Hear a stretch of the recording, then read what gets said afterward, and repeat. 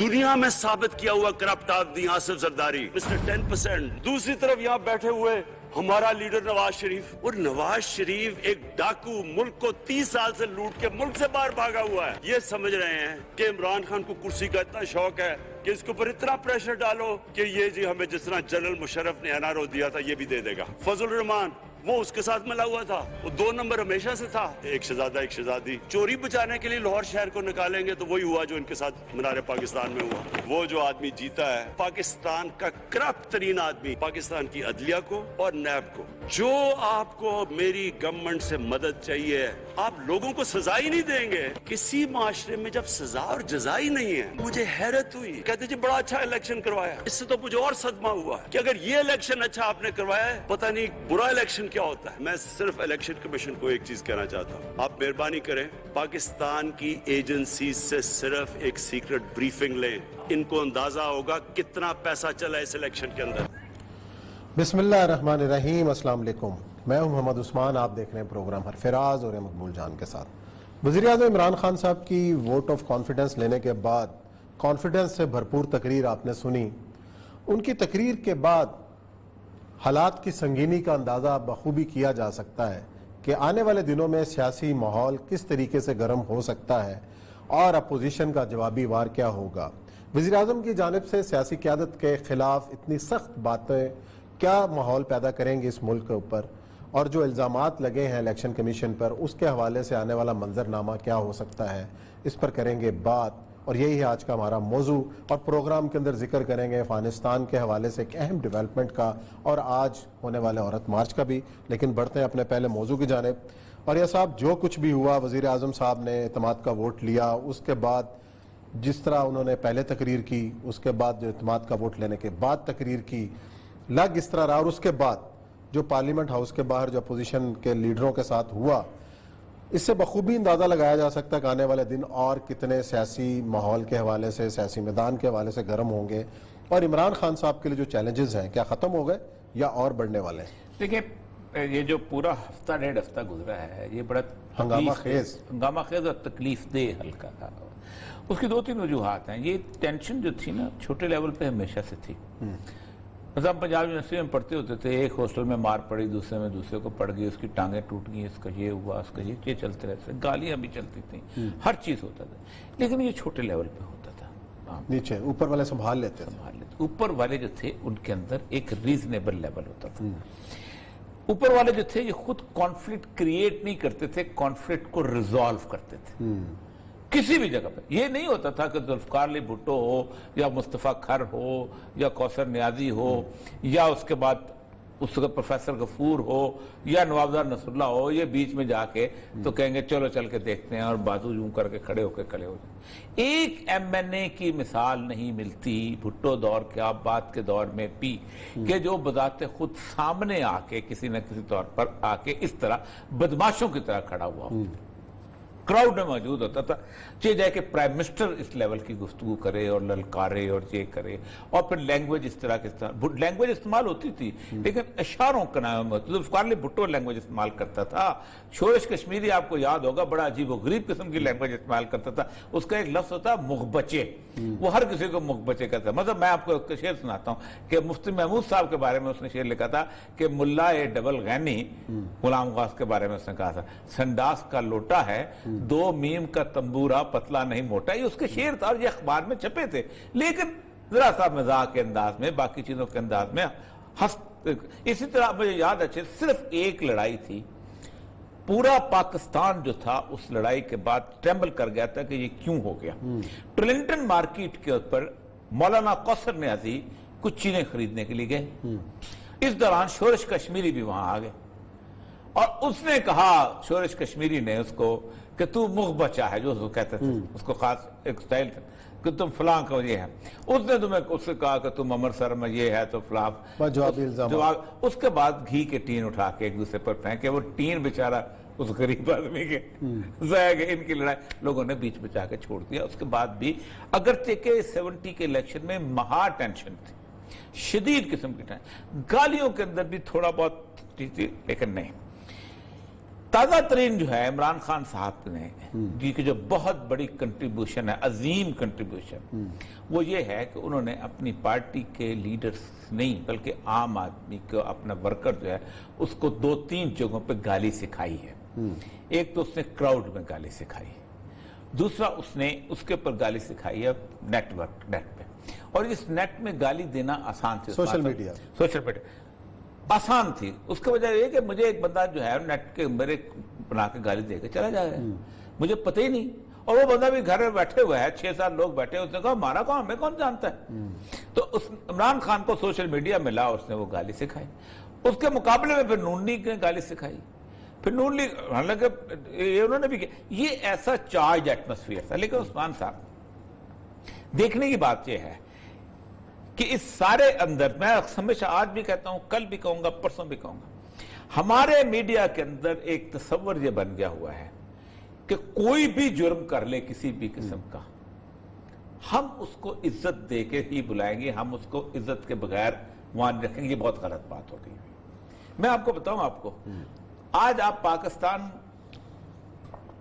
کے کسی اس بندے کا نام لیں جس کے بارے میں آپ کو کہا جائے اس کو نہیں بلایا جائے، کہا جاتا ہے، ظاہر بات ہے، کون نہیں کرتا، میں کھل کے بولتا ہوں، آپ اس کو نہیں بلاتے۔ کیوں نہیں بلاتے؟ کہ پاکستان کی اساس کے بارے میں خلاف بات کرتا ہے، جس کی بین ہو جاتا ہے۔ ایک براہ راست بین ہوتے ہیں، ایک نہیں بین ہوتے ہیں۔ مطلب ان الیکشنز کے اندر 3-4 چیزیں بڑے عجیب و غریب مجھے ہوئی، جس سے مجھے ذاتی طور پہ دکھ ہوا۔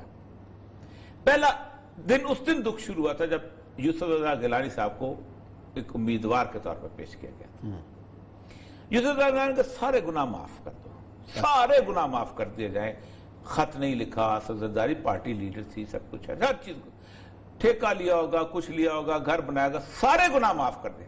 ایک گناہ ان کا ایسا ہے کہ اگر وہ چنگیز خان کے وزیر اعظم ہوتے، فرعون کے وزیر اعظم ہوتے، نمرود کے وزیر اعظم ہوتے، ہلاکو کے وزیر اعظم ہوتے، لیکن اگر کسی وزیر اعظم کی بیوی کا ہار لے کے اپنی بیوی کو دے دیتے، وہ زندہ دفن کر دیتے۔ یہ بہت بڑا جرم ہوتا، پوری اینلز میں جرم رہا ہے، ہیومن ہسٹری میں یہ جرم رہا ہے کہ آپ ایک special envoy of the country آتا ہے، لیکن ہمارا ہیرو ہے نا، ہم تو کچھ نہیں کہہ سکتے اس کو، اور آج بھی، لیکن ہم نے اس کو کہہ دیا کہ چلو ٹھیک ہے، آج ہمارا ہیرو ہے، وہ جیتا۔ دوسرا، مجھے بڑی سطحیت کا بڑا لگا، حفیظ شیخ ہارا ہے، کسی شخص نے کوئی تبصرہ کرنے کی کوشش نہیں کی کہ کیوں ہارا ہے۔ جو شخص آصف زرداری سے 2003 میں اس کو لے کے آتا ہے اور کینڈیڈیٹ بناتا ہے، وہی آصف زرداری دوبارہ، جس نے زندگی میں ہار کبھی دیکھی نہیں، جو شخص پاکستان کا وہ بیرومیٹر ہے کہ جب پاکستان ڈوبنے لگتا ہے تو کہتے ہیں حفیظ شیخ کو بلا لو، اور آج نہیں گزشتہ 20 سال سے رہا ہے۔ مشرف کے زمانے میں آپ پہلے سندھ گورنمنٹ میں آیا، پھر مشرف کے زمانے میں آیا، پھر پیپل پارٹی کے 2 زمانوں میں آیا، پھر اس کے بعد جہاں پر آیا نواز شریف کا اور مسئلہ تھا، اس میں اور معاملات میں اس کو بدل مل جاتے۔ جو شخص کیوں ہارا، کسی نے کوئی ڈیپ انالیسس کرنے کی کوشش نہیں کی۔ یہ ہماری سطحیت کا عالم ہے کہ بنیادی طور پر معاملہ بالکل اس کے مختلف ہو چکا ہوا ہے۔ کسی نے یہ نہیں سوچا کہ گزشتہ کافی عرصے سے گوادر کے اندر جو ایک کام رکا ہوا تھا وہ کیوں رکا ہوا تھا۔ کسی نے یہ نہیں سوچا کہ رزاق داؤد اور یہ گینج بن رہا تھا وہ کیوں۔ کسی نے یہ نہیں سوچا کہ آپ کو یہ کہا جو جاتا تھا کہ آپ نے فیٹف کا ہوا کریٹ کر کے چائنیز کو روکا ہوا ہے، یہ کیوں روکا ہوا ہے۔ آپ فیٹف کا ایک غلط نام استعمال کر کے پاکستان کے اندر سی پیک کے معاملے میں یہ صورتحال تھی۔ یہ حفیظ شیخ نے روکا ہوا تھا، سر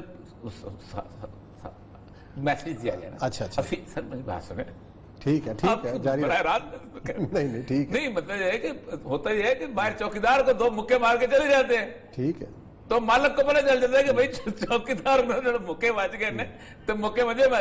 اب یہ ہے کہ ہم خان صاحب کی تقریر اب اٹھائیں، کیا یہ ایک ووٹ آف کانفیڈنس لینے والے بندے کی تقریر ہے؟ اس بندے کے اندر تو تحمل آ جانا چاہیے تھا، اس بندے کے اندر تو بردباری آ جانی چاہیے تھی کہ 178 ووٹ میں نہیں مل گئے، میں دوبارہ یعنی آپ اندازہ کریں کہ وہ 12 13 15 16 17 جتنے بندے ہیں اس نے ان کو ثابت کر کے دیا کہ تمہاری اوقات یہ ہے کہ تم اپنی ایک سیٹ قربان نہیں کر سکتے، تم کہتے ہو ہم بڑے، یعنی یہ لیول کی فتح ہو اور آپ کہیں یہ چور ہے یہ فلاں، یہ کب سے لوگ. اور دوسری بات ہے کیا لوگوں کو آصف زرداری کی چوری سے دلچسپی ہے؟ کیا لوگوں کو نواز شریف کی چوری سے دلچسپی ہے؟ لوگوں کو ڈے ٹو ڈے بزنس سے دلچسپی ہے بھائی. 500 روپے کلو مرغی ہو گئی ہے ہر جگہ، دودھ کی قیمتیں کہاں جا رہی ہیں؟ آپ کا ایفیکٹونیس، آپ کے لا اینڈ آرڈر کی حالت یہ ہے کہ آپ تقریر کر رہے ہیں، آپ تقریر کر رہے ہیں اور باہر آ کے آپ کے ہاں آپ کے بھی بندے، یعنی آپ آج تک سلیکشن کمیشن تو کہتے ہو، آپ اس ڈپٹی کمشنر کو سسپینڈ کیوں نہیں کیا جہاں اس نے؟ میں اگر ہوتا میں کان سے پکڑ کے پی ٹی آئی والوں کو بھی نکالتا اور کان سے پکڑ کے شاہد خان غاسبی کو نکالتا، اس لیے کہ سیکشن 144 کا اختیار ڈی سی کے پاس ہے، عمران خان کے پاس نہیں ہے. لا اینڈ آرڈر کی ذمہ داری ڈی سی کی ہے، شیخ رشید کی نہیں ہے. ڈی سی کے اوپر قانون میں سارے لے مین ہیں، عام آدمی ہے. وزیر اعظم پاکستان کے اندر ایک عام آدمی ہے قانون کی نظر میں، جہاں تک لا اینڈ آرڈر کا تعلق ہے. شیخ رشید ایک عام آدمی ہے، سیکرٹری داخلہ ایک عام آدمی ہے، ایون کمشنر اسلام آباد ایک عام آدمی ہے. ڈپٹی کمشنر اسلام آباد کے پاس سیکشن 144 ہے، کہتا یہاں مسئلہ ہونے والا ہے شاہد خاقان عباسی صاحب آپ نکلو، آپ یہاں نہیں کر سکتے. ان کو کہتا ہے لا اینڈ آرڈر کا مسئلہ ہوتا ہے، کسی کے باپ کے تم نعرے لگانے ہیں، جاؤ جا کے وہاں بنی گالا میں لگاؤ. آپ نے آج تک ایکشن لیا، آپ تھبکیاں دیتے پھرتے ہو ان کو. آپ ڈی سی اسلام آباد موجود کیوں ہے اس وقت تک؟ اگرچہ ہمارا دوست ہے اور ہمارے روز اپنے وہ کامیابی کا وہ بھی بھیجتا پھرتا ہے کہ میں نے یہ کر دیا تو میں نے یہ کہا. او بھائی تم 2 منٹ کی بات نہیں سنبھال سکے. اور پھر جو سر چہرے دیکھیں، وہ تو چلو پی ٹی آئی کے 2 نمبر لوگ تھے، جو آپ نے ایکس پرائم منسٹر ہو کے جس طرح آپ نے بازو اٹھائے اور آپ نے ادھر سے اور پھر شہباز گلہ، یار اتنی مایوسی ہوتی ہے، اتنی مایوسی ہوتی ہے. وہ تو معاملہ اس طرح. اور آج جو شیخ رشید صاحب کہتے ہیں میں کنڈیم کرتا ہوں، کنڈیم تمہارے کنڈیمنیشن سے کیا ہوتا ہے؟ You could have registered the case. نہیں، آپ کو ایک سازگار اکانومی کے لیے ماحول بنانے کے لیے ایک سٹیبل سیاسی ماحول بھی تو چاہیے ہوتا ہے نا. اب 1.5 سال رہ گیا ہے یا 2.5 سال رہ گئے ہیں جتنے بھی، مجھے لگتا ہے اس کے اندر آپ کیا کریں گے؟ سر آپ کبھی خان صاحب کا ووٹر جو ہے نا، میں آخری بات کر رہا ہوں، میں ایک چھوٹی عباس اطہر مرحوم جو ہے نا، یہ آصف زرداری کے پاس گئے اور آصف زرداری سے کہا کہ آپ کا میڈیا مینجمنٹ بڑی خراب ہے، آپ اس کو کچھ ٹھیک کریں. تو آصف زرداری نے عباس اطہر صاحب کو کہا کہ عباس اطہر صاحب آپ پیپلز پارٹی کے ورکر کو نہیں جانتے، میں اندر اگر کچھ اور بھی کر رہا ہوں گا نا تو باہر یہ کہیں گے کہ آصف زرداری تہجد پڑھ رہا تھا. یہی عمران خان کو غلط فہمی ہو گئی، یا وہ پیپل پارٹی پنجاب سے صفایا ہو گیا تھا اسی تہجد کے چکر میں. ٹھیک ہے، اسی طرح عمران خان کا بھی صفایا ہو جائے گا، ان کو اندازہ نہیں ہے. چلیں جی بریک لیتے ہیں، بریک کے بعد آئیں گے اور پروگرام کا سلسلہ جاری رکھتے ہیں.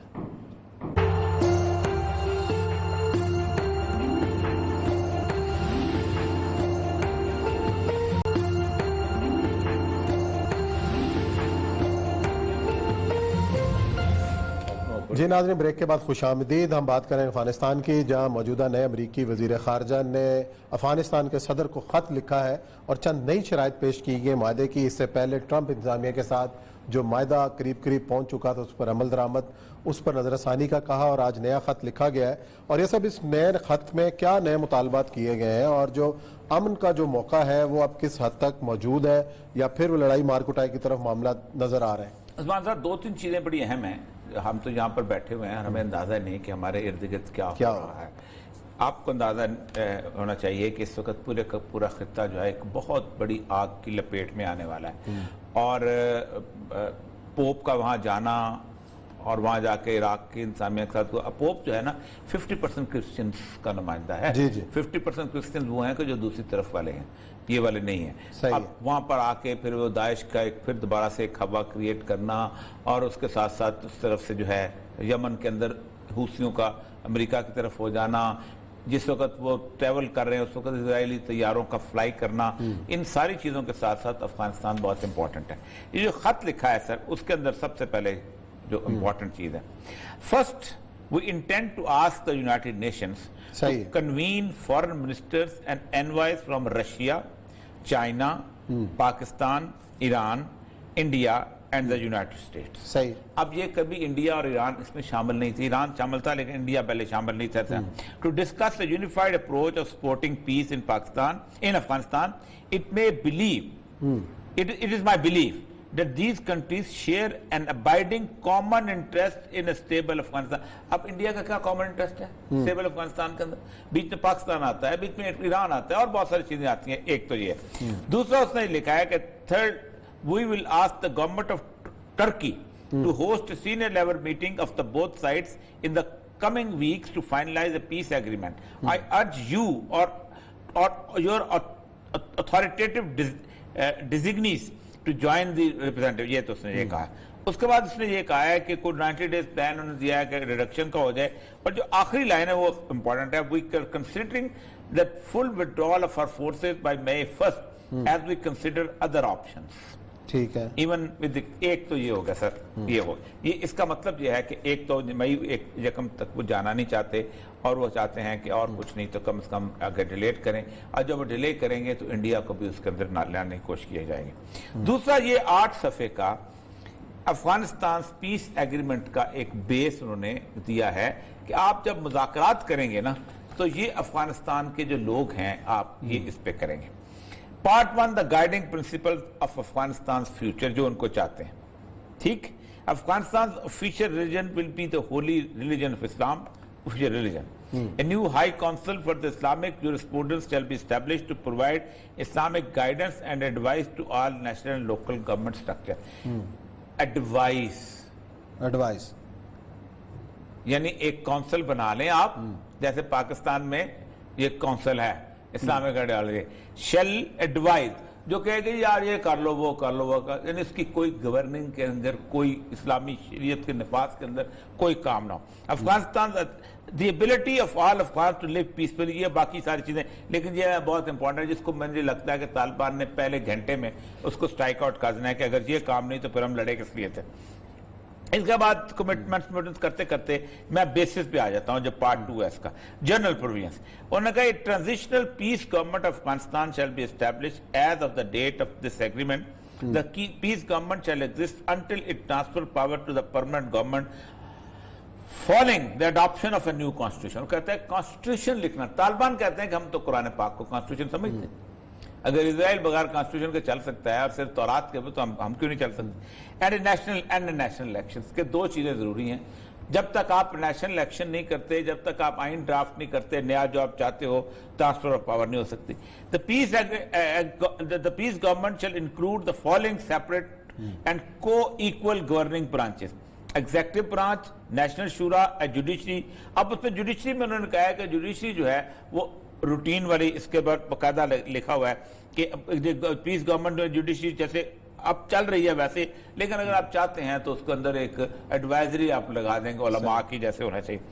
एग्जीक्यूटिव ब्रांच एक गवर्नेंस पे होगी और इसके एग्जीक्यूटिव ब्रांच के अंदर consist of the president, vice president, cabinet minister, independent directors and other bodies. अच्छा, ये पहले वाले नुकात से क्या मुख्तलिफ है इसमें? पहले जो तालिबान के साथ तालिबान ने तो एक 14 एग्रीमेंट बिल्कुल मुख्तलिफ थे. ठीक है. ये उन्होंने कहा है कि ना, तालिबान कहते थे हम देख लेंगे हमने क्या करना है, आप बैठ जाओ, जो फॉर्म ऑफ द गवर्नमेंट मिलेगी हम. ये उन्होंने बना के 8 सफ़े में दे दिए हैं उनके अंदर कि ये चीज हो जाएगी और इस चीज को अंदर आप लेकर चलेंगे. आप आइन रखेंगे, आप इलेक्शंस कराएंगे, आपकी इस तरह की गवर्नमेंट होगी. इस्लाम जो है वो उसके अंदर ऊपर रिलीजन होगा सबका, और इस्लाम में जो शूरा होगी, जो काउंसिल होगी, एडवाइजरी काउंसिल, उसकी हैसियत एडवाइजरी होगी, इम्प्लीमेंटेशन की नहीं होगी. फॉरेन रिलेशन के ऊपर president and leader of Afghanistan, the piece government commits to policy of non alignment and non-interference in the affairs of other countries, not to host terrorists, not to permit any terrorist-related activity or its soil, and that possesses strategic positive relations with the international community. ये एक तो ये. अच्छा, joint committees का भी रखा है. National, उनका है कि आप नेशनल पार्लियामेंट भी इसके अंदर बनाएंगे. अच्छा, the judiciary of Afghanistan shall be independent and comprised of the members of Supreme Court and other appellate and the lower court established by law. Each side shall have say. अच्छा, इसमें law के बारे में उन्होंने कहा है कि जो supreme authority to interpret the current constitution, the provisions of the agreement of the other existing laws. इसमें देखिए oversight The independent oversight of the implementation of the commission established in the current constitution will serve in an advisory capacity to the Supreme Court. यानी वो जो उलमा की council बनेगी उसको supreme court मानने या ना, वैसे हमारे यहाँ बना हुआ। तो पाकिस्तान की तरह का इस तरह का एक हाइब्रिड चाहते हैं वो सारे का सारा, ये अब उनके सामने है। अब इसमें कतर के एग्रीमेंट चलते हैं, इसमें और भी बहुत सारे हैं। मैं करना चाहता था न्यू कॉन्स्टिट्यूशन, उन्होंने कहा है कि ये आप 3 माह के अंदर बनाएंगे और उसी के अंदर आप उसके election, all election to be held pursuant of the current constitution are cancel during the tenure of the piece government, ये उसमें कहा है। सीज फायर टर्म्स भी इसके अंदर लिख दी गई। इन सारों के अंदर आप अंदाजा करें कि ये उन्होंने बेस लाइन दे, ये उनकी हम एक अफगान गवर्नमेंट को कहा है कि ये भेजोगे तो ठीक है, ये तुमने जो इस तरह का किया ना वेग सा, हम इसको नहीं मानते। और दूसरी बात यह है कि हम जाजू को नहीं रहे। तालिबान ये समझते हैं, अब इसके वक्त मेरी जो उस वक्त उनसे गुफ्तगू भी हुई है, वो समझते हैं कि लगता ये था कि इन्होंने हमें कुछ अरसे के लिए इन्होंने रोका है इस बात के लिए कि हम किसी न किसी तौर पर अपने उसको ऑफेंसिव को रोक सकें। इस खत के अंदर भी उन्होंने इस बात का जिक्र किया। उन्होंने कहा है कि ये अपना ये we have खत में लिखा है prepared a revised proposal for 90 days reduction in violence which is intended to prevent a spring offensive by the Taliban। कि जो मौसम बहार में तालिबान का हमें अंदाजा है कि ये दोबारा लेंगे, और उसमें ये आखिर में लिखता है कि I am concern that the security situation will version and the Taliban could make rapid territorial gains, ज्यादा इलाके फतह कर लेंगे। अब तालिबान ये समझते ये हैं कि हमने जो जहाद को कुछ देर के लिए सस्पेंड किया था अमन की ख्वाहिश के बुनियाद पे, लगता यही है कि ये टेढ़े टेढ़े नकूश है ना जोग्राफिया के, ये नोके तलवार से सीधे होंगे। इस तरह की सिचुएशन में इंडिया इज क्वाइट हैप्पी क्योंकि उसको रोल मिल रहा है। जल्बे खलीलजाद को पहुंच गया है। अब जल्बे खलीलजाद पहले कुछ और लेके आता था, अब कुछ और लेके आ रहा है। इन लोगों का भी अजीब गरीब मामला आता है ना कि हम तो जनाब हम तो कद्दू के मुलाजिम थोड़े, हम जनाब के मुलाजिम है ना। कल कद्दू गर्म था, आज कद्दू सर्द हो जाता है। तो ये अब पाकिस्तान गवर्नमेंट के लिए बहुत बड़ा मरहला आ गया कि क्या इस इंटरनेशनल जो यूनाइटेड नेशन कॉन्फ्रेंस बुलाई जा रही है जिसमें इंडिया जाएगा, क्या आप भी जाएंगे? और क्या अगर आप इंडिया अफगानिस्तान में पीस के लिए जा सकता है तो क्या कश्मीर के लिए ऐसी 5 मुल्कों की या 3 मुल्कों की कॉन्फ्रेंस हो सकती है? अगर पाकिस्तान यहां खड़ा हो जाए कि इस पीस रीजनल पीस कॉन्फ्रेंस में अफगानिस्तान और कश्मीर बराबर रखो, कश्मीर का मसला 5 दिन में ठीक हो जाता है। ये कौन उठाए मसला? ये इमरान खान साहब। अच्छा, हाँ, रहमतुल्लाह अलैह। तकरीर तो अच्छी करता है। तकरीर ही करते हैं। हाँ, ये नहीं करना, तकरीर ही करते हैं। तकरीर ही करेंगे। हाँ, तकरीर ही करेंगे। चलो जी नाज़रीन, मैं अगर बता दूं ना कि ये अजीत डोवल से कौन जाके मिला था, अच्छा, और किसने सीज फायर कराया है, तो चीखें निकल जाएं। और रहनी देवरिया साहब। चलो जी ब्रेक लेते हैं, ब्रेक के बाद आते हैं और जिक्र करते हैं इस्तेकाम खानदान मार्च के हवाले से।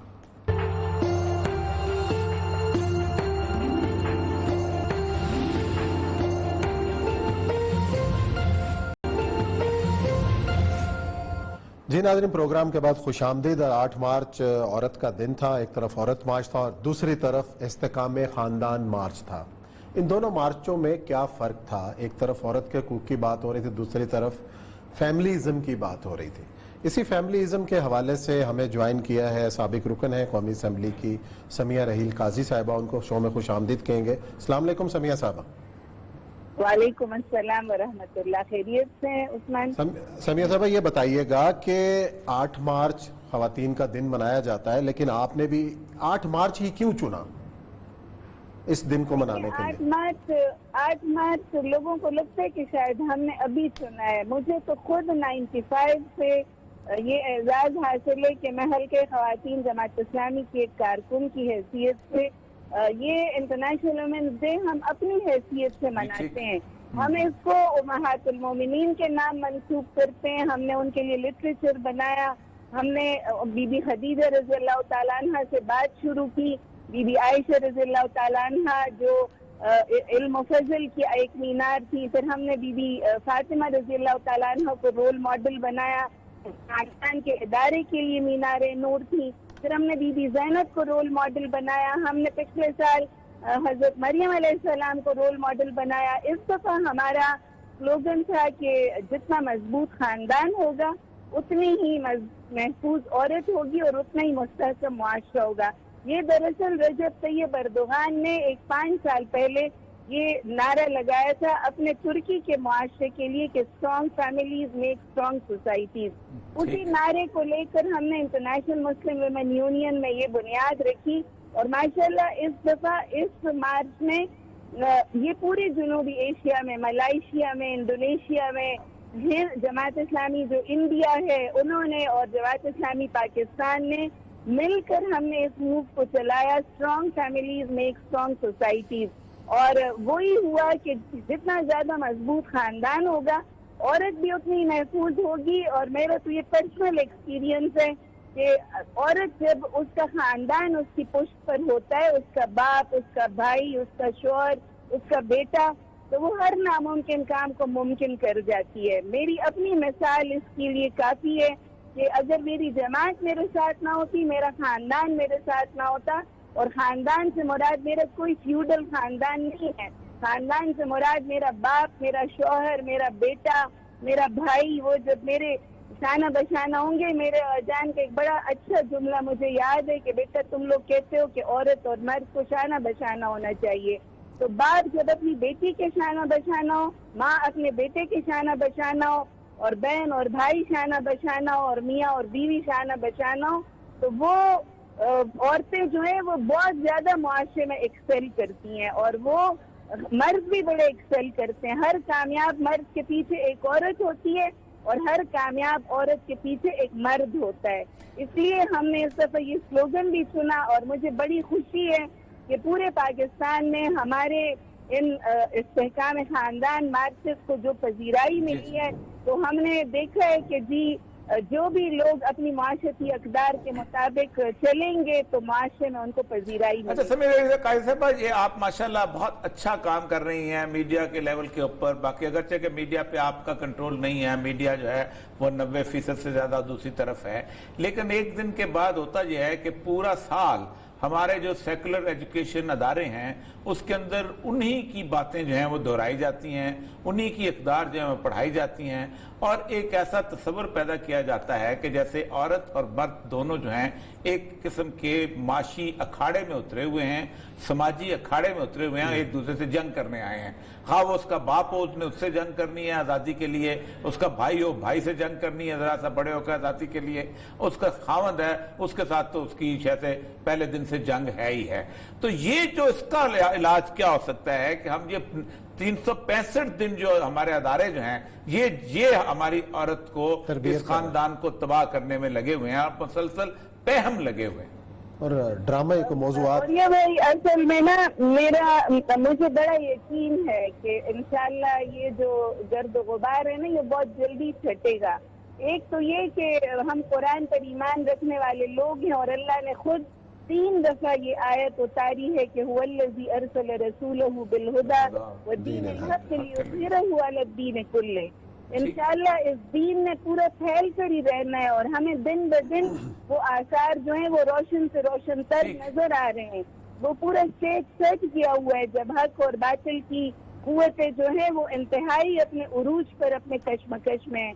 شیطان جو ہے وہ سیلاب کی طرح اس کے جہاز بہت زیادہ نظر آ رہے ہیں. لیکن آپ دیکھیں، آپ اپنے دل پر ہاتھ رکھیں کہ 90% لوگ اگر میڈیا ہمارا مخالف بھی صحیح، لیکن معاشرے میں 90% لوگ ہماری ہی بات کرتے ہیں، ہماری اقدار کو تسلیم کرتے ہیں. اور میں تو ایک بلیور ہوں، مجھے تو وہ روز روشن کی طرح آیا ہے کہ میں جدھر جاتی ہوں میں اتنا زیادہ احترام اپنے معاشرے سے وصول کرتی ہوں. وہ صرف اس وجہ سے کہ میں اپنے معاشرتی اقدار کے اوپر بلیو کرتی ہوں اور میں اس کے مطابق چلتی ہوں. جو بھی میری مخالف نظریے کے لوگ ہیں ہمارے معاشرے میں ان کو بالکل بھی پذیرائی نہیں ملی، اور اس کی وجہ یہ کہ انہوں نے اپنے سلوگن تبدیل کیے ہیں، انہوں نے اپنی اسٹریٹجی تبدیل کی ہے. تو ہمارے یہاں ہمارے معاشرتی اقدار سے بغاوت کی عورت کبھی بھی کامیاب نہیں ہو سکتی. بالکل ٹھیک کہہ رہی ہیں جی. بہت شکریہ آپ کا سمیہ ریل قاضی صاحبہ. آج ہمارے ایک دوست ہیں ڈاکٹر منور صابر صاحب, انہوں نے کالم لکھا, انہوں نے کہا 632 میں جو خطبہ حجت الوداع تھا سارے حقوق دے دیے گئے تھے, وہ 6 مارچ ڈیٹ اسلام بتائی. میں سب سے پہلی بات یہ ہے کہ کبھی کبھی ہم لوگ جو ہیں وہ مکمل طور پہ اس ساری صورتحال کو دیکھتے ہیں.